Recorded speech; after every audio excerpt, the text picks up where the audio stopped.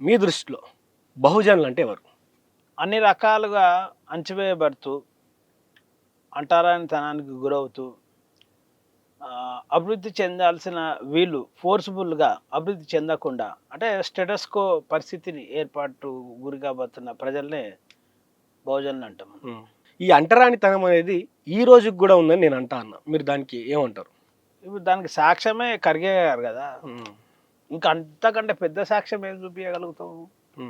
ఇప్పుడు ఈ దేశంలో కాంగ్రెస్ పార్టీకి దశాబ్దాలుగా ఈ దేశాన్ని పాలించిన కాంగ్రెస్ పార్టీకి ఈరోజు ఆయన నేషనల్ ప్రెసిడెంట్ ఉండు, ఆయన ఒక దళితుడు కావడం వల్ల వాళ్ళు శుద్ధి చేసిరంటే అంతకన్నా పెద్ద సాక్ష్యం ఏముంటుంది? అంటరానితనం ఉంది ఈ దేశంలో అన్నికే. సో పసుపు నీళ్ళు పోసి సాఫ్ చేసారు. అంటరానితనం ఉన్నట్టే కదా. ఇక అంతకన్నా పెద్ద సాక్ష్యం ఏముంటుంది అంటున్నాను. ఒక పార్టీకి నేషనల్ ప్రెసిడెంట్ ఆయనకే అట్లాంటి పరిస్థితి ఉందంటే ఈ దేశం అంటరానితనం పోలేదు, ఉన్నది. కాబట్టి కాంశీరామ్ సార్ అన్నాడు కదా, ఈ కులం పోయేంత వరకు కులంతోనే ఢీకొనాలని.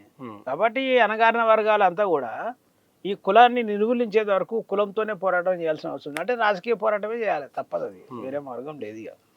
సో ఓన్లీ మనుషులతోటి అంటరానితనం ఉందా? ఈ ప్రజలకు రాజకీయ అంటరానితనం కూడా ఉందా అంటే ఏమంటారు? ఈ ప్రజలకు అంటరానితనం ముట్టినే కదా రాజకీయ అంటరానితనంగా మారేది. ఇప్పుడు కాంగ్రెస్ పార్టీ ఉంది, బీఆర్ఎస్ పార్టీ ఉంది, బీజేపీ పార్టీ ఉంది. ఇప్పుడు అందులో ఎవరికి అంటరానితనం ఉంది? ఎవరికి ఉన్నది? ఇప్పుడు కాంగ్రెస్ పార్టీ ఎవరు? రాహుల్ గాంధీ ఉన్నారు, ఆయన ఉన్నారు కదా, ఆయన ప్రియాంక గాంధీ ఉన్నారు. ఈయన ఇప్పుడు లీగల్గా ప్రోటోకాల్ ప్రకారం రాహుల్ గాంధీ గారి కంటే కూడా పెద్ద పోస్టు ఖర్గే గారు, అవునా కాదా? ఇప్పుడు రాహుల్ గాంధీ గారికి అక్కడ ఒకవేళ ఆయన కూర్చుంటే ఆడ శుద్ధి చేస్తారా? చేయరు కదా. ఈయన అంటరానితన ఉన్నాడు కాబట్టి, అంటరాని కులంలో ఈయన ఉట్టింది కాబట్టి రాజకీయంలో కూడా అంటరానితనమే. ఇప్పుడు పదవి అనేది రాజకీయమే కదా, పార్టీ ప్రెసిడెంట్ అనేది. కాబట్టి అంటరాని ప్రజలకే ఆ అంటరాని రాజకీయాలు ఆపాదిస్తారు తప్ప వేరే లేదు కదా. ఇది ఎగ్జాంపుల్ లేదు క్లియర్గా. సో దేశంలో బహుజన్ సమాజ్ పార్టీ యొక్క పరిస్థితి ఏంటంటే ఏం చెప్తారు? దేశంలో బహుజన్ సమాజ్ పార్టీ ఏంటంటే గంగా నది లాగా ఉంటుంది ఇదంతా. దీన్ని ఎవడు కూడా మొత్తం క్లోజ్ చేయడం ఎవరి తరం కాదు. ఎందుకంటే మహనీయుల చరిత్రను ఒకసారి చూస్తే సమాజ చరిత్రల వేల సంవత్సరాల ఈ అణచివేత కావచ్చు, వివక్షత కావచ్చు, ఒక్కొక్క నాయకుడు మొత్తం కూడా పోరాటం చేసుకుంటా, బుద్ధుడు కావచ్చు, పూలే కావచ్చు, సావు మహారాజ్ కావచ్చు, పెరియార్ కావచ్చు, నారాయణ గురు కావచ్చు, బాబాసాహెబ్ అంబేద్కర్, మాన్యవర్ కాంశీరామ్ గారు, నేడు మాయావతి గారు. కాబట్టి ఈ ఉద్యమం అనేది ఎప్పుడు కూడా కంటిన్యూస్. ఈ సమాజం ఉన్నంత కాలం ఉద్యమం కొనసాగుతుంది తప్ప ఈ సమాజం లేనినాడే, అంటే ఈ నేచర్ ఏదైతే మొత్తం ఇది లేనినాడే ఈ బహుజన సిద్ధాంతం, బౌద్ధ ఐడియాలజీ కనుమరుగయ్యే అవకాశం, అప్పటిదాకా ఉండే అవకాశం లేదు. మాయావతి తర్వాత నెక్స్ట్ లీడర్ ఎవరన్నా అంటే చెప్పుకోదగ్గ లీడర్ ఎవరు ఉన్నారా? ఇప్పుడు చాలామంది నేను ఏమంటున్నా అంటే, ఇప్పుడు గమ్మత్తు చరిత్ర మీద అవగాహన లేని వాళ్ళు మాటలు ఇవన్నీ అని అంటే నేను ఇప్పుడు పూలే తర్వాత ఎవరి దేశానికి లీడర్ అంటే ఎవరు అన్నారా? సావు మహారాజ్ గారు వచ్చారు. సావు మహారాజ్ తర్వాత ఎవరైనా ప్రజలు ఊరుకున్నారా? పెరియార్ వచ్చిండు. ఆయన తర్వాత ఎవరంటే నారాయణ గురు వచ్చిండు. ఆయన తర్వాత ఎవరంటే బాబాసాహెబ్ అంబేద్కర్ వచ్చిండు. బాబాసాహెబ్ చనిపోయిన తర్వాత ఈ దేశంలో బాబాసాహెబ్ అంబేద్కర్ చనిపోయిన ఎట్లా ఈ దేశంలో మన పరిస్థితి అని బాధపడ్డారు. ఆ తర్వాత మాన్యవర్ కాంశీరామ్ గారు వచ్చారు కదా, అవునా కాదా? తర్వాత మాయావతి గారు కొనసాగుతున్నారు. ఎట్లా అంటే ఆ పరిస్థితులను బట్టి ఎవరో ఒక నాయకుడు ఏమన్నా ఇప్పుడు ఈ ప్రెసిడెంట్ అయితే ఇప్పుడు ప్రజెంట్గా మరి మన ఆకాశానంద్ గారు డైనమిక్ లీడర్, చాలా బ్రహ్మాండంగా వర్క్ చేస్తున్నాడు. యువకుడు ఆయన, చాలా మంచి ఫ్యూచర్ ఉన్నది, మంచి ఆయనకు ఈ సమాజం మీద ప్రేమ ఉంది. ఆయన చాలా బ్రహ్మాండంగా పనిచేస్తున్నాం. ఆయన ఇప్పుడు నేషనల్ కోఆర్డినేటర్ ఆయన మాకు. కాబట్టి ప్రజెంట్గా ఇమ్మీడియట్గా లీడర్ అయితే మాయావతి గారి తర్వాత ఆకాశానంద్ సార్ గారు ఉన్నారు కదా, ఆయన అయితే పార్టీలు అయితే ఆయన కనబడతా ఉన్నారు, ఆయన చేస్తూ ఉన్నారు పని, తిరుగుతూ ఉన్నారు, బాగా కష్టపడుతూ ఉన్నాడు ఆయన. కాబట్టి సమాజము ఎప్పుడు కూడా ఒక లీడర్ను ఎగ్జిబిట్ చేస్తుంది. నేచర్ ఏం చేస్తుంది అండి, ఎండాకాలం తర్వాత ఏమొస్తుంది? వానకాలం, చలికాలం వస్తుంది. నువ్వు మారుస్తావా దాని ఏమన్నా? అదే మారుతుందా? నేచర్ ఎప్పుడు కూడా సమాజాన్ని క్రియేట్ చేస్తూ ఉంటుంది, తిప్పుతూ ఉంటుంది. కాబట్టి ఆ సందర్భానికి అనుగుణంగా ఎవరో ఒక లీడర్, ఇప్పుడు 100 మంది ఉంటామంటే ఒక ప్రాంతంలో ఏదో 100 మందిని వాడు వచ్చి కొడుతుంటాడు, లేకుంటే బెదిరిస్తుంటాడు. 100 మందిలో ఎవడో ఒకడు రియాక్ట్ అవుతాడు గ్యారెంటీగా. అప్పుడు కాకపోతే ఒకవేళ తర్వాత అయినా రియాక్ట్ అవుతారు. కాబట్టి నేచర్ అనేది ఆల్రెడీ క్రియేట్ చేస్తుంది లీడర్ను. కానీ ఇప్పుడు బీఎస్పీకి అవసరం లేదు ఇప్పుడు, ఎందుకంటే ఆకాష్ ఆనంద్ గారు ఉన్నారు కాబట్టి ఇప్పుడు దాన్ని క్రియేట్ చేయాల్సిన అవసరం లేదు. ఆల్రెడీ ఈజ్ ఎగ్జిస్టెడ్ లీడర్ అంటున్నాడు ఆల్రెడీ. సో తెలంగాణ రాష్ట్రంలో బహుజన్ సమాజ్ పార్టీ గురించి చెప్పాలంటే ఏం చెప్తారు? బహుజన్ సమాజ్ పార్టీ ఎట్లాంటిదంటే ఈ పేద ప్రజలను అధికారంలోకి తీసుకురాగలిగే ఏకైక పార్టీ బహుజన్ సమాజ్ పార్టీ.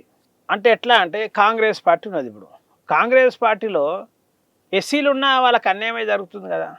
రీసెంట్గా మంజుల సామయ్యలు ఉన్నాడు, ఆయన కాంగ్రెస్ పార్టీ లీడర్ అయినా కానీ ఇంకో అగ్రవర్ణాలకు సంబంధించిన ఆయన పోయి ఆయన ప్రాంతంలో పోయి అయితే ఆధిపత్యం చెలాయిస్తున్నాడు కదా. చెలాయిస్తున్నాడు కదా. నిజమా కదా? మీరు అట్లే బీఆర్ఎస్లో కూడా తీసుకోరు. ఇవాళ చాలామంది లీడర్లు వచ్చిరు పోయిరు, బీఆర్ఎస్లో కూడా ఎంతోమంది. ఇప్పుడు అంతకుముందు డిప్యూటీ సీఎం ఉన్న రాజయ్య గారు ఇబ్బంది పడ్డాడు, మళ్ళీ పోయి సెట్ అయింది ఇలా. అట్లా జనరల్గా అదంతా నడుస్తుంది. అంటే వీళ్ళకు ఏదైతే ఈ పార్టీలలో ఉన్న వీళ్ళందరికీ ఒరిజినల్ నాయకత్వము దొరకదు. ఆ ఒరిజినల్ నాయకులు కావాలి, ప్రజలను కాపాడాలంటే వీళ్ళు ఖచ్చితంగా బహుజన్ సమాజ్ పార్టీనే మనం అధికారం తీసుకోవాల్సిన అవసరం ఉంటుంది. కాబట్టి ఖచ్చితంగా రాబోయే రోజులలో అందరం కలిసి బహుజన్ సమాజ్ పార్టీ అధికారం తీసుకొస్తే తప్ప మనకు వేరే మార్గం లేదు. సో బహుజన్ సమాజ్ పార్టీకి 2014 నుంచి చూసుకుంటే 2023 ఎలక్షన్లలో అంటే స్టెప్ బై స్టెప్ ఓటింగ్ శాతం అనేది పెరిగింది. సో ఓటింగ్ శాతం పెరిగినటువంటి బహుజన్ సమాజ్ పార్టీ ఎందుకు కనీసం ఒక్క సీటు కూడా గెలుచుకోలేనటువంటి పరిస్థితికి వచ్చిందంటే ఏం చెప్తారు?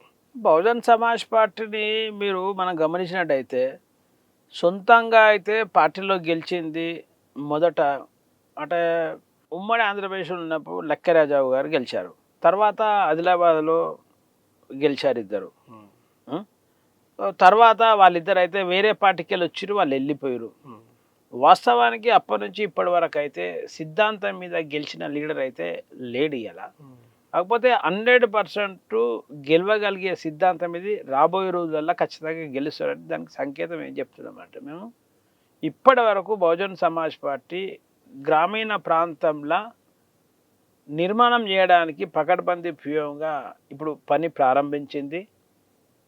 దానిలోని భాగంగానే తెలంగాణలో లోకల్ బాడీలో అన్ని మొత్తం స్టేట్ అంతా పోటీ చేయించినాం.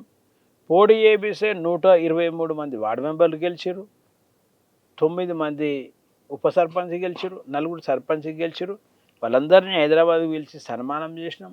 సన్మానం చేసి ఇగో బహుజన్ సమాజ్ పార్టీ చాలామంది అడిగేవాళ్ళు ఏమని అంటే మీ పార్టీకి ఒక వార్డు మెంబర్ కూడా లేరు కదా అని అడిగేవాళ్ళు. వాళ్ళందరికీ కూడా సమాధానం ఇదే. అంటే మరి వార్డు మెంబర్లతోనైనా మీరు ఈ బహుజన్ సమాజ్ పార్టీ సాటిస్ఫై అయ్యేదంటే ఇప్పుడు ఈ తెలంగాణ రాష్ట్రాన్ని పాలించిన బీఆర్ఎస్ పార్టీ కూడా మొదట అందరు గెలిచింది వార్డు మెంబర్లే కదా. మొదట కేసీఆర్ గారు ఎమ్మెల్యేగా ఆయన గెలిచి మినిస్టర్ గెలిచి అవన్నీ ఉన్నప్పటికీ మొదట గెలిచింది అంతా వార్డు మెంబర్లే కదా. వార్డు మెంబర్ల పరంపరతోనే ఎమ్మెల్యేగా ఉద్యమం పెరిగి ఎమ్మెల్యే కాడికి వచ్చింది.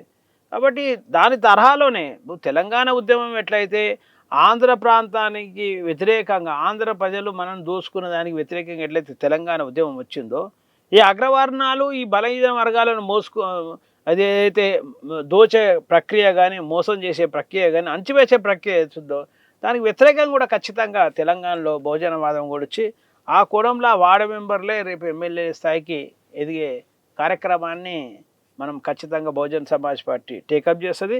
దానికి సాక్ష్యమే అది సాధ్యమైందనే దానికే ఉత్తరప్రదేశ్ కూడా సాక్ష్యం తీసుకోవచ్చు.